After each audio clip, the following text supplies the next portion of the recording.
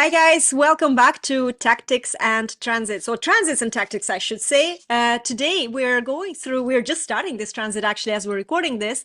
This is the transit in gate 36 with the very scary name, the Gate of Crisis, right? Or as it's also known, the darkening of the light. But please don't be, scared of this. This is all this is all about the theme of expectations, I find. So 36 is a very curious, it's like, the curiosity kills the cat, that kind of curiosity that just drives you into new desires, new experiences, jump into this rabbit hole, let's try this. There is a lot of desires for something more, that is a lot of times out of the fantasy and not the real world. So your expectations of something to happen the way you desire it to happen could be running really high.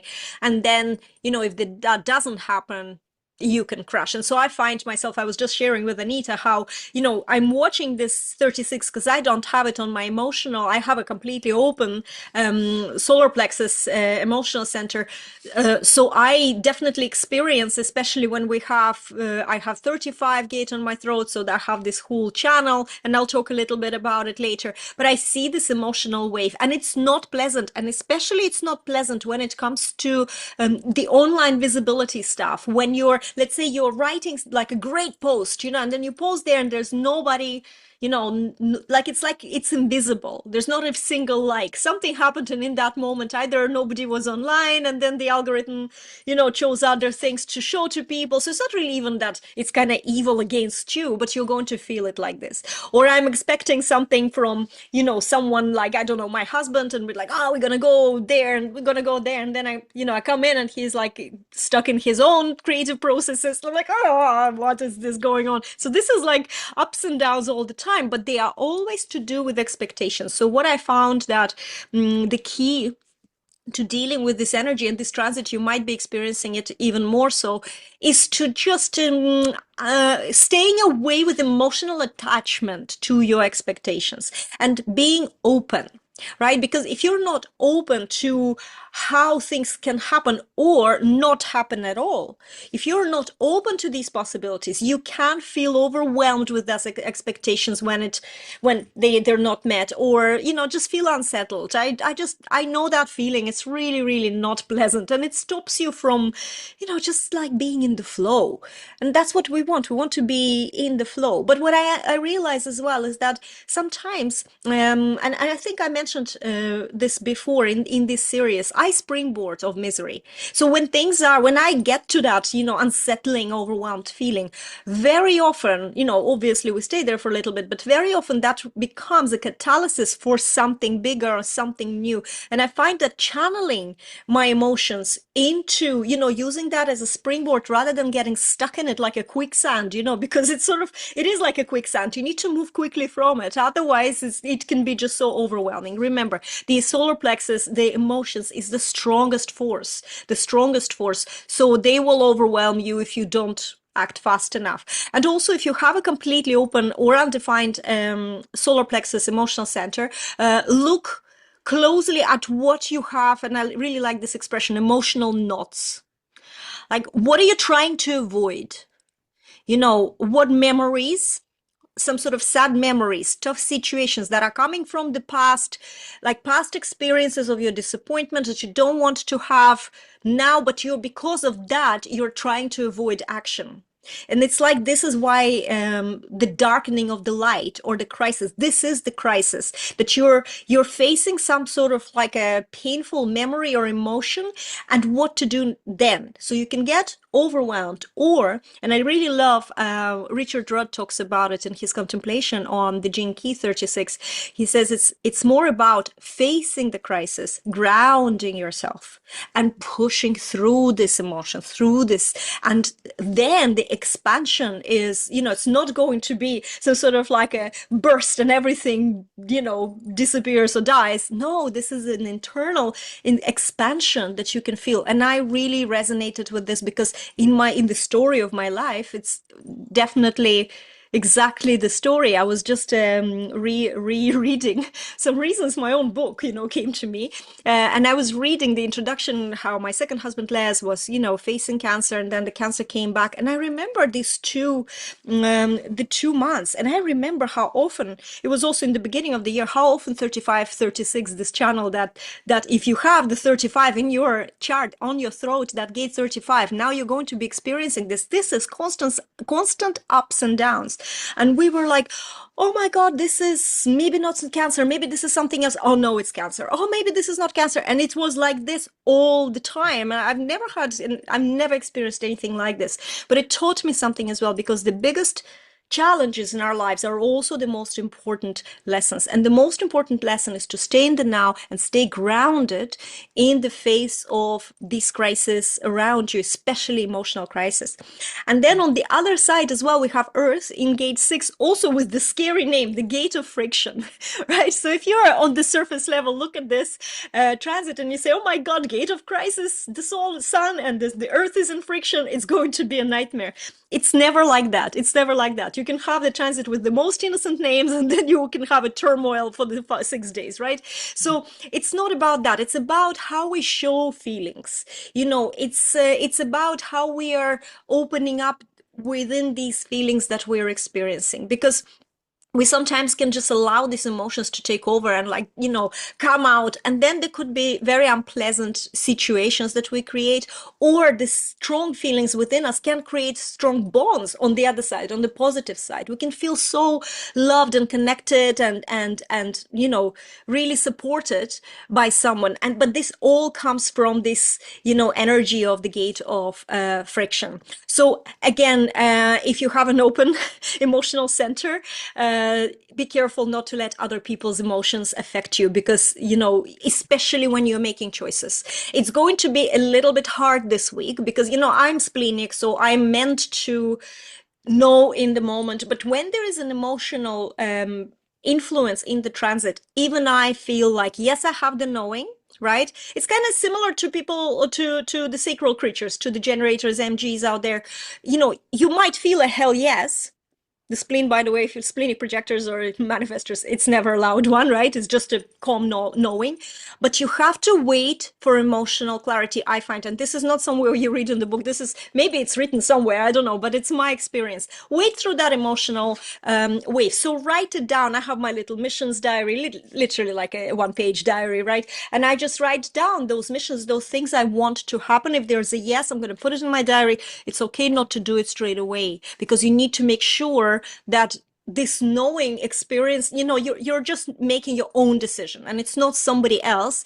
Beware if you have an undefined emotional center. Even by sitting on a bus beside someone who is defined can affect your emotions. You can leave the bus and then be really elated or depressed, and you don't know what just happened, and you won't even think about it, but it's not yours. And this is why this emotional clarity, this waiting is always a good thing. The more I study human design, the more I observe people around me, the more I'm observing this whole thing with being undefined emotionally.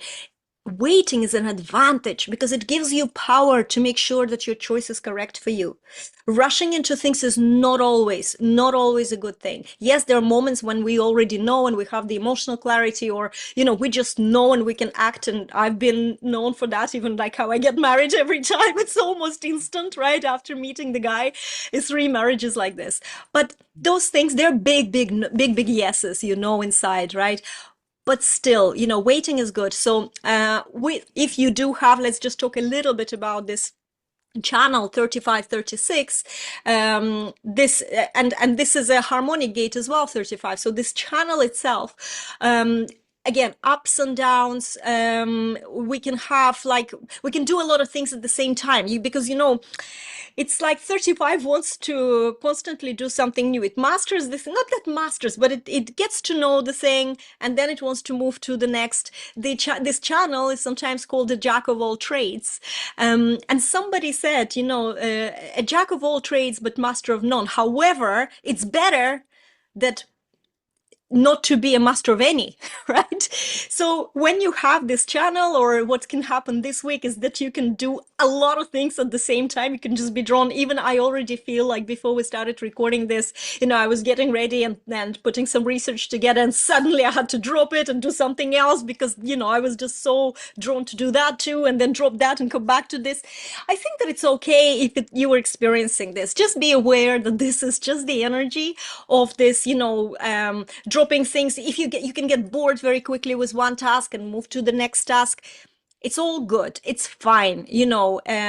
Just be okay with the way you're going, and trust, don't be okay with not maybe completing things in a way that you think they should be completed or done. This is a very big one, because you have to be open when this energy is driving you into new experiences. There's no way you know how it's going to, pan out until you're living through it, right? So we get hooked up on, oh my God, this is not the way this should be, or I posted a post, it should have some responses. No, it shouldn't. There are so many factors completely irrelevant to us that may, influence this.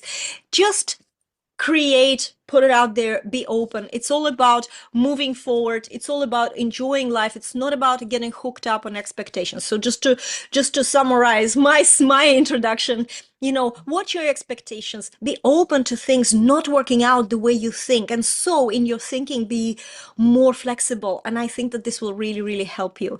Anita, I know you love this energy, you said to me. So how are you experiencing it? I do, because of course I'd be teaching people how to manage their energy, especially in manifesting. And to me, this is breakthrough energy. This is breakthrough the conflict and the crisis that will arise. It always arises just as you're about to break through. So when you know this, you literally put your hand on your heart and say, okay, is this breakthrough energy or breakdown energy? Because what I've noticed happens, and I work a lot with healers and holistic practitioners and coaches, what happens is you come to this spot, the shit hits the fan, for want of a better expression, and you start trying to fix it or label it or make it wrong or judge it or say, oh no, it's not, and you stop and you go back to where you were beforehand and you don't allow the breakthrough to happen.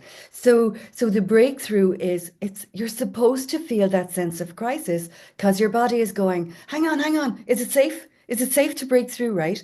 Because here's where we are. The sun is in the gate 36, the earth is in the gate 6. We're having a eclipse tomorrow in the south node in the gate 6. We have Mercury and Venus. Venus is already retrograde. Mercury is going retrograde. What this means is that we are literally being carried by the universe to help us understand that we need to reevaluate how we talk about crisis, how we talk about conflict, so that we can actually get to the core of what's really going on here. And as you say, face the truth, right? So we have Uranus in the middle of this. This is why this is so important for those of you who have been trying to get your business working for years and it's not working. Uranus is in the middle of it, activating gate 8, trining the eclipse. So what this is saying is, come on, let's shake up what you've been doing. You know it's not working. Come on, let it go. Let go the expectations and the opinions that you bought into. Let go the regrets of things not happening. Sometimes grief can be caused not from what happened in the past, but from what hasn't happened in the past. And so let it shake you up so that it aligns you more easily with the energy frequency that sets up more reciprocity, brings in the money, brings in the clients in a way that's normal for you. All right. So Juliet described this beautifully. The low end of this is it's a shit show. The low end of this is I'm so caught up in the emotions of being rejected and not seen and not heard that it is like it's horrible, right? The dark night of the soul. And this gate 36 has been activated for quite some time now. Neptune is just after moving out of it. It was there for a year or so, Saturn is coming in. But the eclipse is directly opposed to the sun, to Saturn, to. And we were just talking before the call of Juliet's about Juliet's dog. And she was like, oh my gosh, I just changed a few things. I stepped into my ownership of being an owner of the dog. So he didn't feel so much that he needed to protect me. And that's part of it. We're being invited to step into ownership of what is actually true for us so that our little girl, our little inner child, doesn't feel so unsafe to move forward.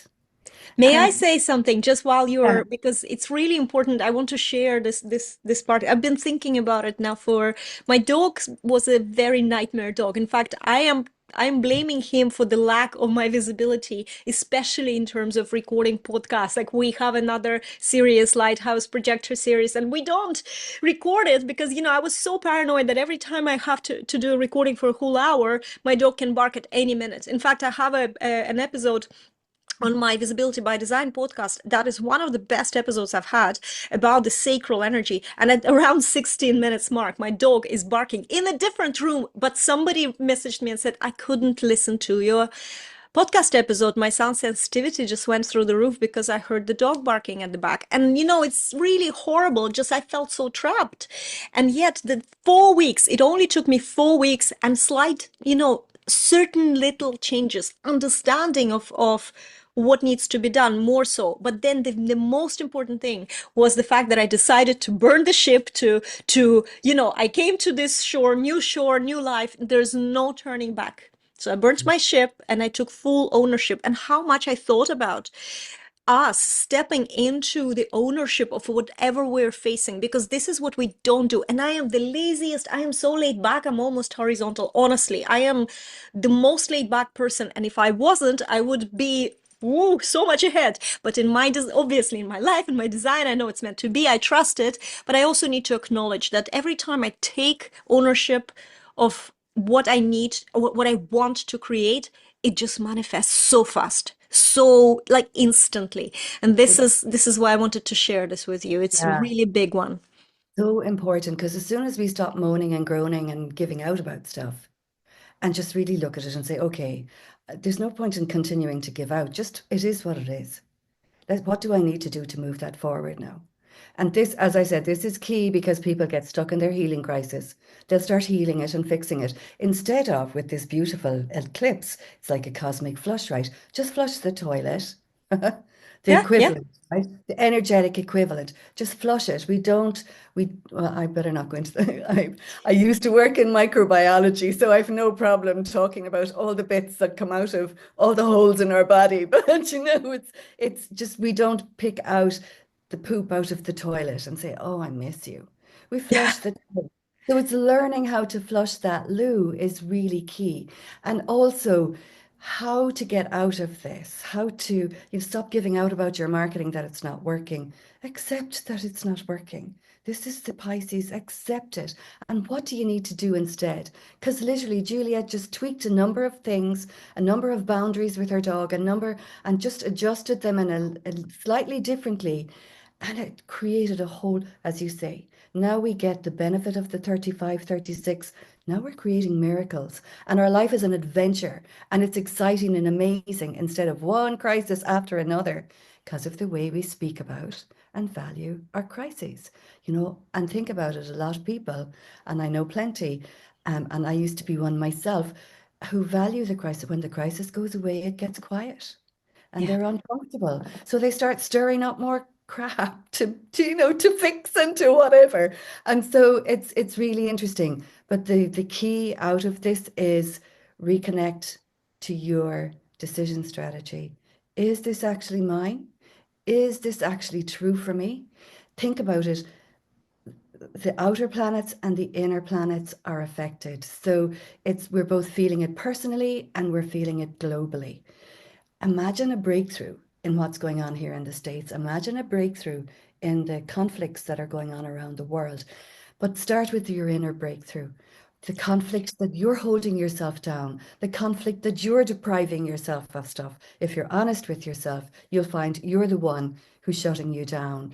The conflict around that's created by trying to make things happen that are other people's ideas.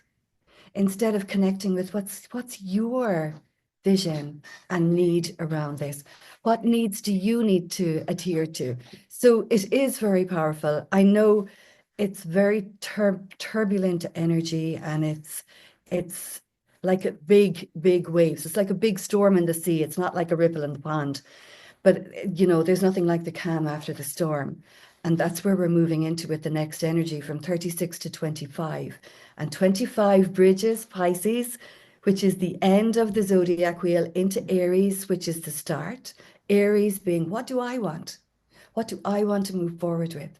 And to do that, you need to connect with your decision strategy, because that's how you determine what resonates with me, what do I actually need going forward, and just let go the disappointments about, oh, I really bought into that idea, I really bought into that person's way of doing things, but actually, I can respect their ideas and opinions without needing to adopt them for mine. That's If that beautiful. That is really beautiful. Guys, I'm going to wrap this up by saying that this is the time to look at what happened before, whatever disappointment or successes, so then you can figure out what to do. If something didn't work, how can you tweak it? And this is the key here.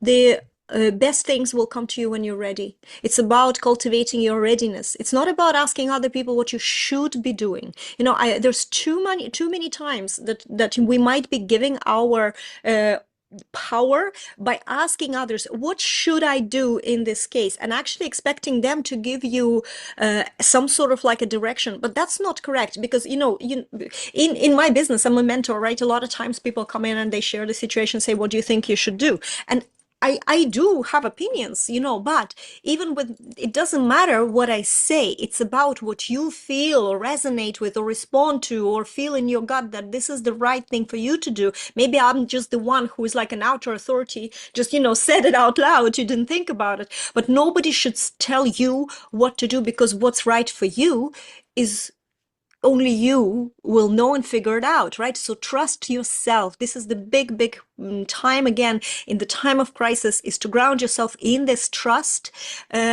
Focus on what you inspires you. I find that in these times, instead of inspire yourself by within yourself, right? mm, Not when your focus is on the others. That's not when you're going to get the inspiration. You can bounce of ideas or things like that, but it's not that inspiration I'm talking about. I'm talking about inner inspiration to discover your own gifts and strengths, especially strengths, and by elevating to the next level. So this is always a really good healing place, right? And yeah. then when you're cultivating this readiness, when you're ready, the things will happen. So focus within, and we will see you in the next episode of Transits and Tactics. Good luck for now, and bye.